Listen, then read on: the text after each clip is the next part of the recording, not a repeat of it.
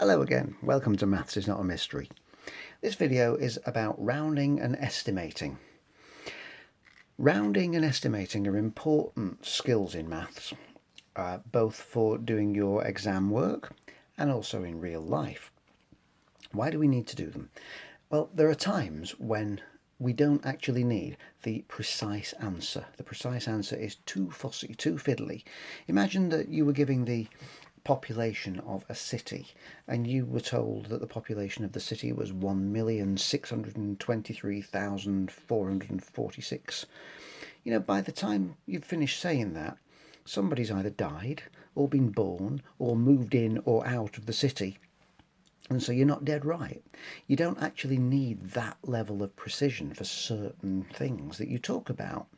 So sometimes a generalized picture roughly in the right area is good enough, and that's what rounding is all about. The thing is that if we're going to round numbers, we've got to have a rule, and the important rule is the 5 or more rule. And that is a very important rule when we do anything to do with rounding. And let me explain why. Let's imagine that we're looking at rounding to the nearest 10, and we have the range of 10 to 20. In here is 15. So we've got 14 and 16 on this side. We've got 13 and 17 on that side. 12, 11, 18, 19. Now, it's pretty obvious that 11 is closer to 10 than it is to 20. It's pretty obvious that 19 is closer to 20 than it is to 10. So if we were rounding those numbers off and we were going to the nearest 10, we would be able to change 11 down to 10, round it down to 10. We'd be rounding, say, 17 up to 20. The difficulty would come with 15, which is right in the middle, because it is midway between 10 and 20. So the rule is very straightforward, and it applies across the mathematical spectrum. If we're dealing with the middle number, the one that's got a 5, straight after the one that we're rounding to, look, here's the tens number, the 1 is a tens number, straight after the tens number, because we're rounding to the nearest 10, if it's a 5 or more, we go up. We go up to the next number. So we would round 15 up to 20 and not back down to 10. And that rule applies across the board. So once you remember that, you can't get it wrong. If you're rounding to 10 then, the simple way that I suggest that you do this is you think about the columns, the old little columns that you learnt when you were at primary school, hundreds, tens, units, decimal point, 1/10, 100th, and so on. If you're rounding to 10 and you've got a number like 43, the 4 is in the tens column, isn't it? And so have an imaginary line after the 4. A little imaginary line after the one that you're being asked to round to, the one in the tens column, and then look at what comes immediately after it. The one that comes immediately after that line, if it's a number that's smaller than 5, you're going to round back so that that becomes 40. Okay, you're going to keep the 4 and you're going to round that down. If the number was, let's say, 587, the number in the tens column is there, it's the 8, so let's have our little imaginary line after the 8. Look at what comes next. The next number is a 7, that's 5 or more, isn't it? That fits into the 5 or more rule up there. So that one means that the number just ahead of the line goes up. It becomes 590. And remember, if we're rounding to 10, 10's got a 0 in it. All of these numbers are going to end in a 0, a single 0, because we're rounding to the closest 10. If we were rounding to 100, 100 has got 2 zeros in it, and so we are going to be rounding to the nearest 100, so our answers are going to have 2 zeros in it. So 326. Well, this time we're going to look for the number in the hundreds column. Get your little imaginary line that comes after it. The number that comes immediately after that imaginary line is a 2. It's a smaller number, so that means that we keep the 3 as it is. And these two numbers here just simply become zeros. It doesn't matter that that 6 is bigger than 5, because that 6 isn't next to the line. 5,376. The hundreds number, if we're rounding to 100, the hundreds number is the 3. Put your little dotted line there. Look at what comes after the dotted line. It's a 7. That means we're going to move upwards. This is the number we're going to move upwards, the 3. So that 3 is going to become a 4. We've got to keep the things that are in front of it, but the ones that come after it just go back to zeros. So 5,376 is basically 5,400, because it's closer to 5,400 than it is to 5,300. Now, the time when it can get a little bit tricky might be here. If we were going to do something like 2,999, there's your imaginary line. We've got a 9 here. Over on the other side, we've also got a 9. That's bigger than 5, so it tells us we're going to move this number up 1. How do you move the 9 up 1? Well, the only way you can do that is to look at this next bit of the package here. I'm going to read that as though it's 29. And if I move that up 1, it's going to become 30. And then these two numbers that were at the other side are replaced by zeros. It becomes 3,000. So just coming out of basic place value, think of that as a simple number, 29. Going up 1, it's 30. Okay, so just to get the general picture there, then, if you're rounding to 10, you've got a single 0 at the end of your number.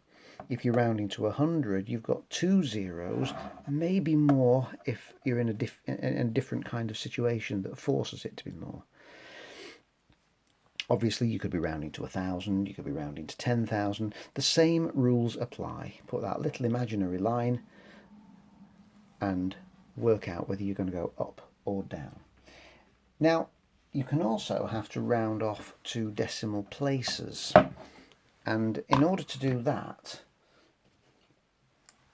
we go slightly differently. Decimal places are usually written as DP. So if we were going to write something like this, 3.526 to 1 decimal place, then it's exactly the same thing. 1 decimal place means go 1 place behind the decimal point, put your imaginary line, use the 2 that comes after it to decide whether we're going up or down. The 2 is smaller than 5, so the 5 is going to stay where it is, 3.5. Now, we don't have to put those zeros there. You can if you want to, but you don't have to put those as zeros, because 3.5000 means exactly the same as 3.5. Okay, so if we had 4.68, let's have 4.6874 to 2 decimal places. Well, 2 decimal places after the point is the 8. Put your line after the 8. The 7 that comes immediately after it tells us to move that 8 up to a 9. So that's going to be 4.69, and then off we go. Don't have to bother about any more. Back to these awkward ones again. 3.999 to 2 decimal places, because examiners like these kind of things. 2 decimal places after the point is there. So that 9 tells us to move that 9 up 1. How do we move it up 1? Well, once again, visualize this whole thing as a number. Pretend the decimal point isn't there. That now says 399. If we moved it up 1, it would say 400. But there's a decimal point there. We've got to keep that in the same place, 4.00. Now, if I was answering that question in an exam, I would still put the 2 zeros there, even though we don't need them, because it's asked me to do 2 decimal places. So I've put the 2 decimal places in, even though they are zeros. I think that's a safer thing to do. You can write like this if you want to in an exam, 4 to 2 decimal places. But to be perfectly honest, that takes longer than writing the 0.00, doesn't it? And this is very, very clear that you've understood your decimal places. So again, the number of decimal places can vary. They don't usually ask you more than 1, 2 or 3 places, but they could. It's exactly the same rule. You go to the number it says, put your imaginary line down, use the following number to help you decide what you do with those numbers. Now, why do you need to do this? Well, partly you need to do it to pass an exam, but partly you need to do it for estimating. And in real life, estimating is a very useful skill anyway. Once you can do some basic rounding, you can then estimate things, and it can help you work stuff out more quickly. If you were going shopping, for example, and you were looking at these sets of prices,